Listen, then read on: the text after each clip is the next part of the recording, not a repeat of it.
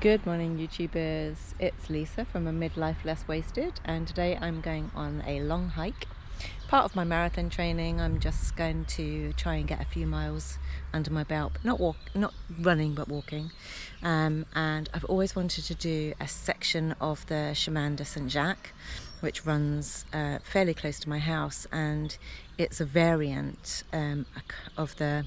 I think it's a variant of the LIESLE route from Paris. And not many people walk this, so I don't intend to meet anyone today, certainly not that's doing the whole trail. And I'm going to be doing a bit from a place called LIESLE, which has got a beautiful viaduct on it, which we'll go over straight away actually, and then we'll go down towards Mauprevoir. So that's the whole stage today. It's about 27 kilometres. I don't know that I'll do that much because it's really hot today. It's going to be 34 degrees, so I've come out fairly early.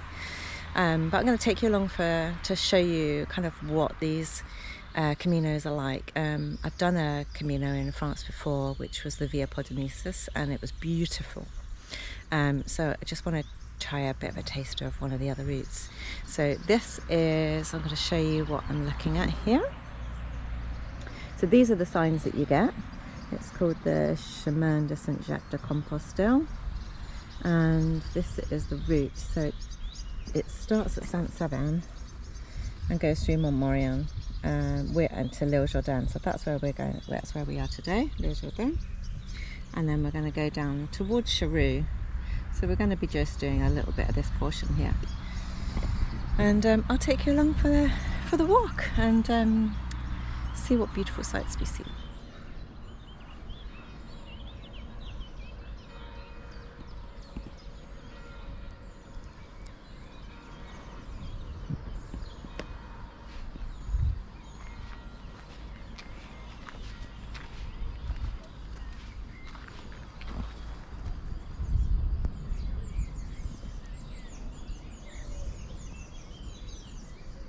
So straight off the back here, we can see just coming down in the view of the viaduct there, there's a perfect little camping spot.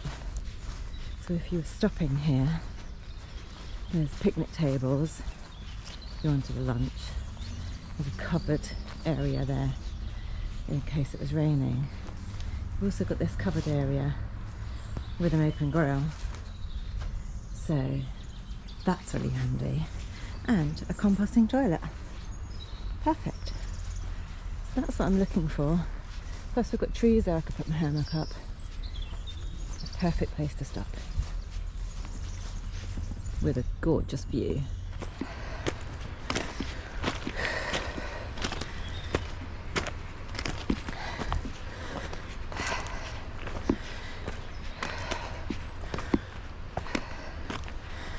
Ooh.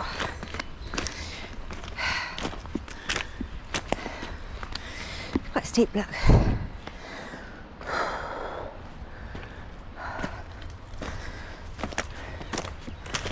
I'm hoping that this trail is clear, because sometimes if they're not frequented, they're not maintained and it can get really overgrown. I'm hoping that early spring or mid-spring, we are now, and there won't be too many issues with long grass.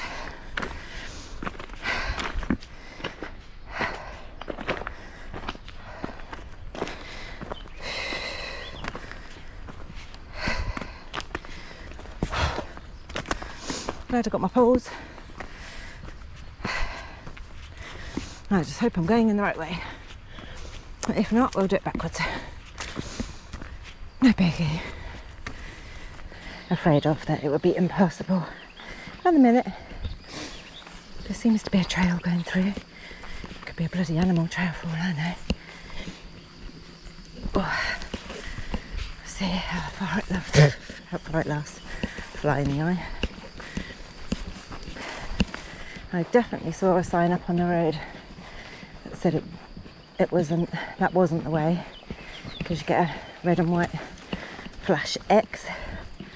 I haven't seen a red and white flash along this road. Ah, here it is. can see it.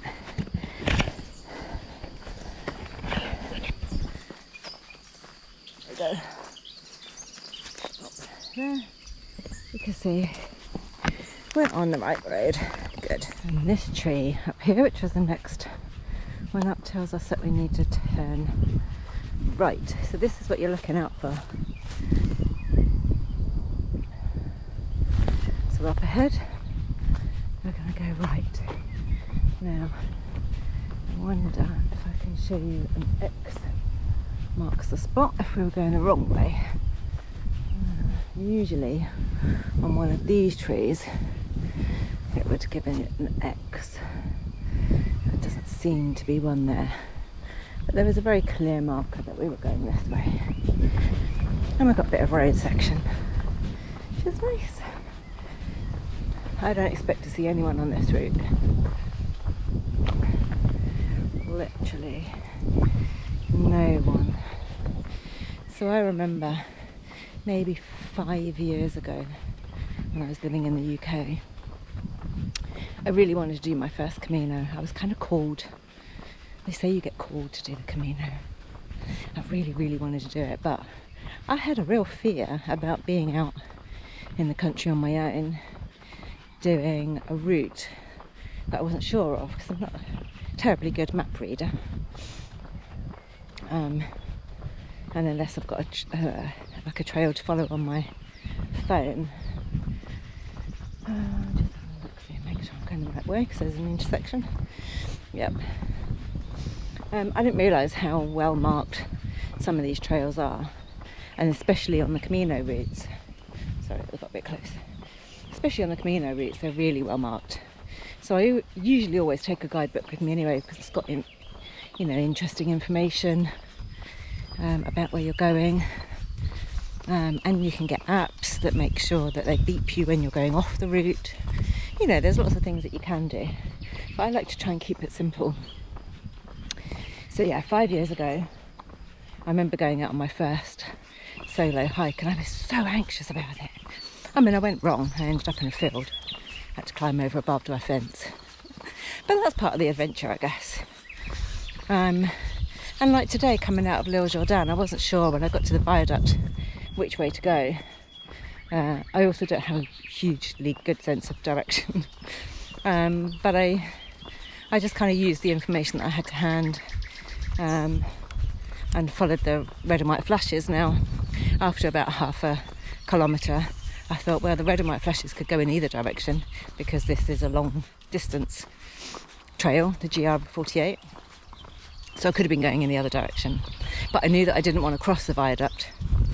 So I just went with my gut and trusted myself. And hey, I think we're going in the right direction. And if not, I'll just get picked up in the opposite direction. No, I think I'm going the right one. But that's the thing, is I still get a little tiny bit of anxiousness when I start out on a new trail, because I don't know it. I don't know whether it's going to be, the road's going to be impassable. I don't know whether I'm going to come across dogs or wild boars or snakes or whatever. But if you thought about all those fears, you'd never do anything. So I always carry poles, not necessarily because I need them for walking. I know quite a few people think, I don't need to take rocky poles, I'm fine without. But honestly, they're good as a guard against dogs. They really help you up the steep sections. They're good when if you're walking on gravel or rubble or stones, it can kind of give you that bit of extra stability. If I twist my ankle, they're a good crutch. There's so many good reasons to have poles, and if I don't need them, like now, I'm just carrying them because I'm going slightly downhill. They do certainly keep you going. So yeah, if you've never gone out and done like a big hike on your own before, just pick a trail that you know has got some markings, and just learn how to follow them, and it'll open up a whole new world for you. I love it.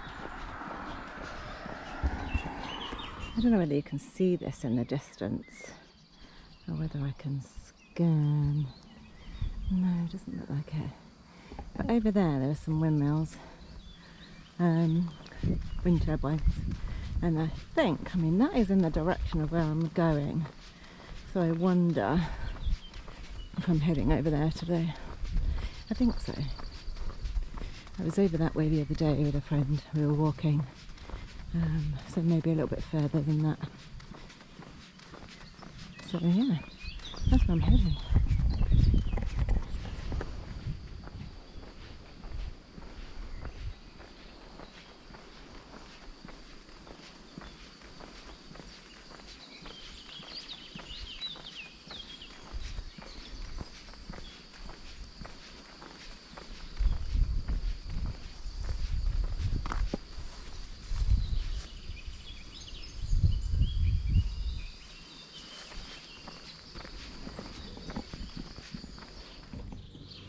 So I found this little place. It's called an Erdege, which is like a playground and picnic area, which I'm pretty sure you could camp in if necessary. And what's really good about this one is that you've got rucksack.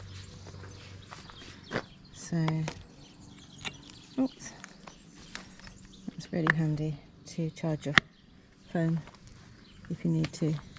Plenty of trees to put up a hammock, or along these posts here. Not trees, these posts would do. And to sit and have something to eat and get a bit of shade. Perfect. And following the route into Miak from that Erdege, I know that there's a little cafe here. I don't know whether it's going to be open. Also looks opposite the post, I think there looks like there would be a place with trees to put a hammock up as well. But behind this hedge is the picnic area, so you'd be well protected and be able to spend the night there. That's probably where I would choose to spend the night. So coming up to the church, I wonder if there's a stamp in the church for my credential. That would be nice. So a credential is like a pilgrim passport. It allows you to stay in jeets along the way for a cheaper price, or like little hostels, and get a dinner fairly cheaply, and you get a stamp along the way. So if you do the last 100 kilometres into Santiago, then you can get your Compostela certificate to say that you've walked the Camino de Santiago. Any of the others you don't get a certificate, but I think you do if you do the road to Rome. But over here it's just nice to get them, so I'll put like a little picture of mine in with this as well, so you can see what it looks like. But it's quite fun to get some of the stamps, and where I can't get stamps I'm just going to draw a little picture. I'm going to go into the church now and see if they've got one. Nice.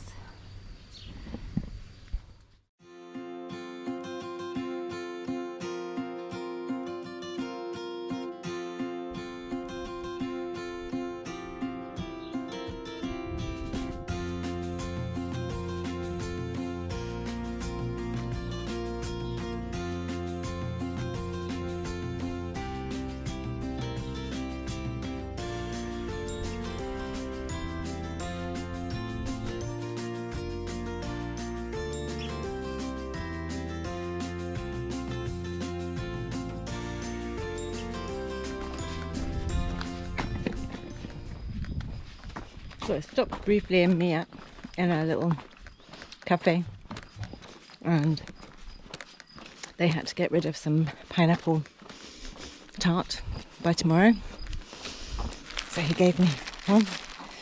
It's delicious. I'm walking and eating a pineapple tart. I think it's pineapple and egg, but it's very nice. I'm just eating it as I'm going along. So that was kind of him. So I've done 6.7 kilometres already. That took me about an hour and 45 because I did a lot of meandering, looking at things, taking pictures, wandering around the church. So now I'm going to head off for my next bit. I don't know where the next town is. No clue. But I thought I'd better have something to eat and a little drink before I head off.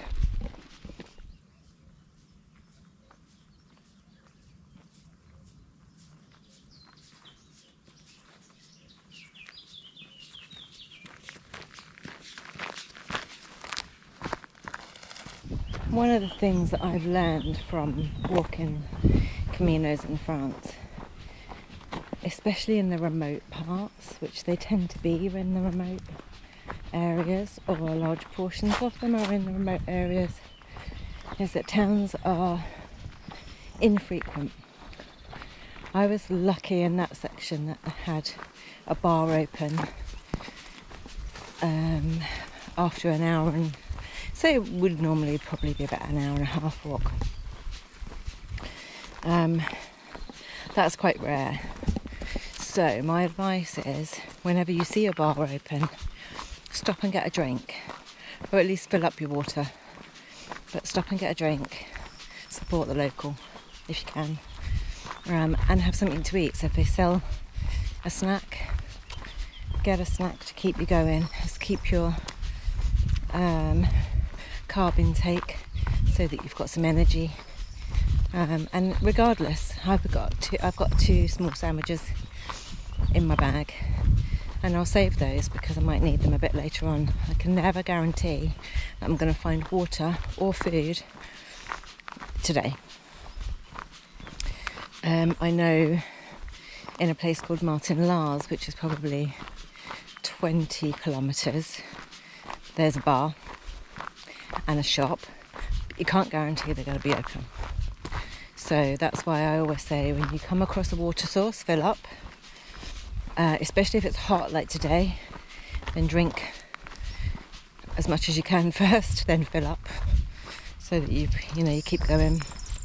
In Miak as well, just back there were public toilets, but there were also toilets in the bar. So take the opportunity where you can, because you just never know in rural France whenever you're going to get water and food again.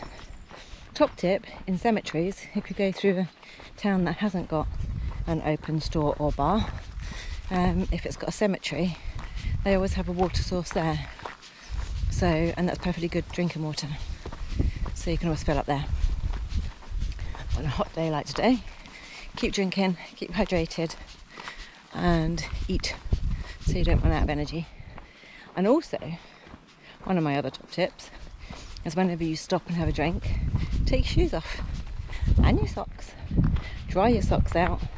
I always take an extra pair of socks just in case. But your feet get sweaty and hot. Your socks will get wet, and that's when you start getting blisters. So it's really, really important on day hikes or multi-day hikes to look after your feet. Absolutely the most important thing to do. Look after your feet. So whenever you get a chance and you stop, get your shoes and socks off. That's my top tip. I'm coming up to a farm now. This is where I always get a little bit anxious that there's going to be loose dogs around. Hopefully not today. Okay, right. This is my view today, right now. There's lots of those windmills on the horizon now, so now I don't know which ones we're heading towards. But yeah, not met a single soul while I've been walking. Beautiful view of the Vienne there in the distance. Look at that. Gorgeous.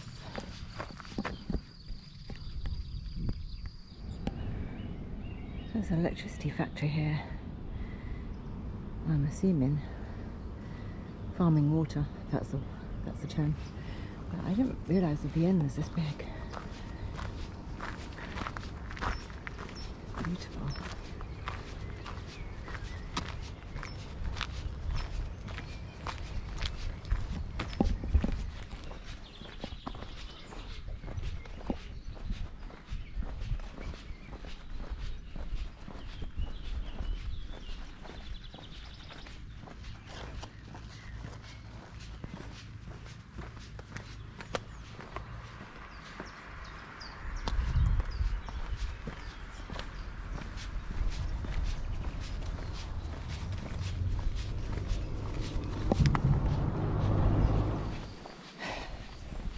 this is where I start to get a little bit anxious that I've taken a wrong turn in, because I haven't seen any blazes for quite some time, and I'm pretty sure they're at about 1 kilometre intervals.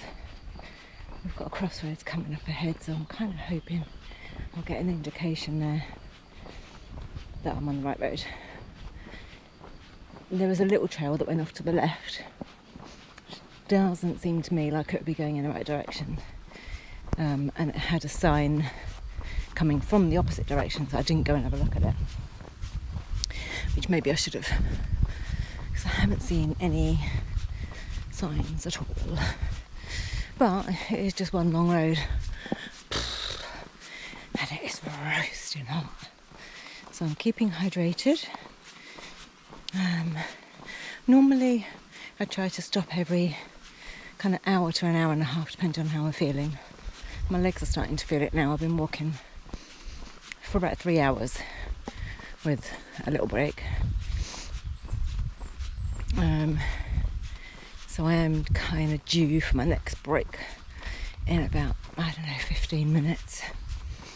But I'd like to know I was on the right road. That would be nice.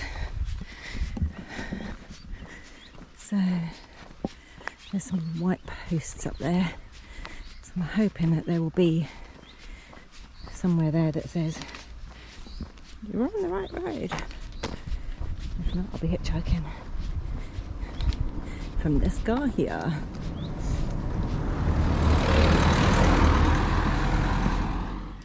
Got to the end of the road, and this is the sign that says number 7 with a red and white flash going that way, which I think was when I said I saw the track. That would have brought me out there. So I think I need to go straight on. I think I possibly should be on this road. Oh, there's a sign over here. Let's see what this one says.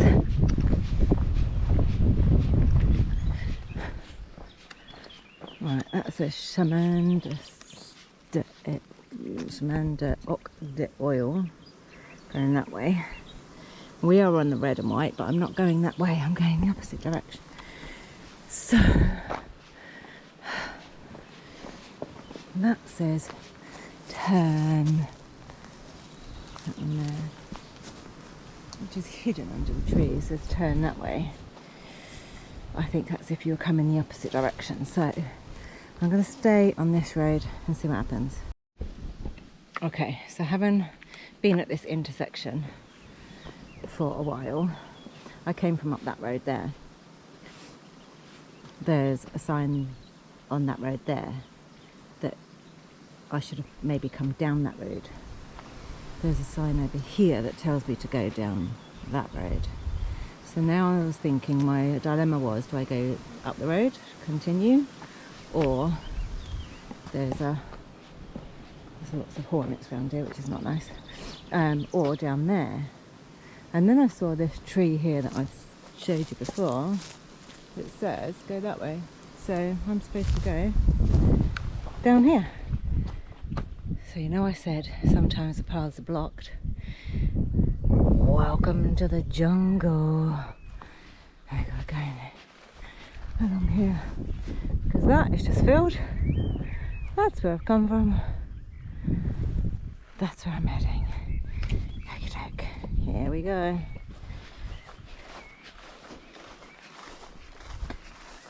Hopefully it's not too dense. Sometimes I actually bring shears, not shears, but what do you call them? Clippers type things, just in case there's branches in the way. I don't even know what they're called, I can't remember.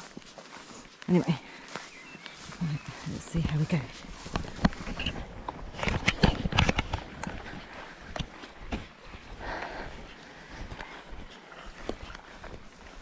Hopefully it won't be for very long and won't be very deep. Imagine this in another month. this in another month will be impassable.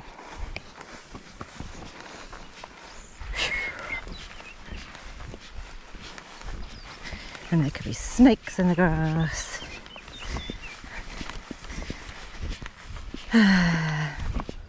Hopefully they hear me coming. I'll get out of the way. This kind of slows your progress. It's quite difficult to walk through. But I've done this before, it's been chest high. So, here's what it is. You choose the lesser known routes, this is what you get.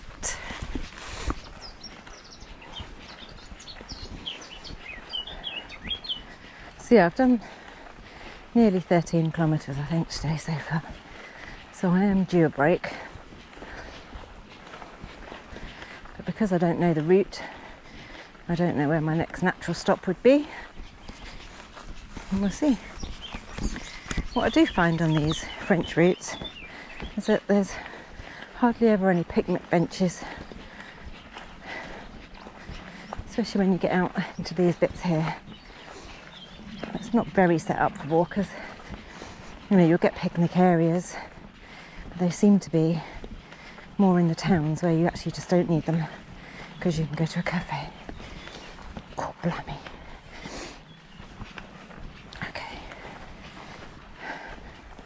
Probably a lot of this, probably no one's walked this for a long time, this will all be animal tracks.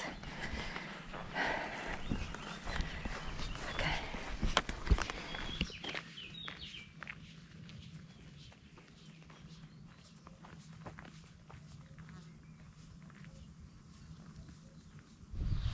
So here I am in a Vi limousine.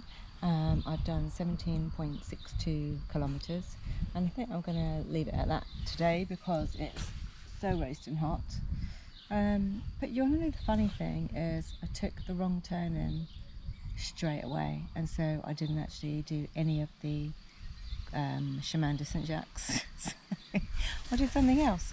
So I followed the red and white flashes, and they go in all different directions here. So yeah, I probably got lost after about 100 yards. Went the wrong way, but you know, I had a lovely walk through the countryside, and I'll just start again next week. That's all. As long as I'm walking, it doesn't really matter, but it just goes to prove that, you know, we can all get it wrong and it's no biggie.